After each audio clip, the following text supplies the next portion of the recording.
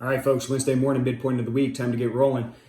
Stormy start to the day here in Chicago, so I'm popping inside to do the morning update. But here's what you need to know to start your trading day today. Heading into the open, markets are flat. Not much shaking in the S&P, Dow, or the Nasdaq. Now, yesterday we finally had a down day in what seems like a while, although it's only been a couple of days. But all three major indices trade lower by about 1%, if not a little more than 1%. So not a significant move or anything to write home about, but still we're starting to see the fear around COVID, this uptick in cases, potential rollbacks of the reopening of the economy. We're starting to see that creep its way back into the market, and yesterday was a sign of that with that pullback. Now, you look at some of the other markets. As a result of that weakness, we're seeing the dollar rally in the overnight session. Seems like we're holding on to some of those gains as we head into the open today.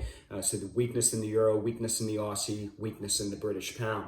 We're also seeing gold rally over the past couple of days. So gold futures back up, or up above, I should say, $1,800 an ounce in gold. Levels we haven't seen in nearly 9 years. So big move there in gold. Oil still sitting around $40 a barrel in WTI. Not much happening there. Now again though, as we get more fear creeping into the market, certainly on a global level, and any impact that could have on demand, you could see weakness in oil once again as a result of that.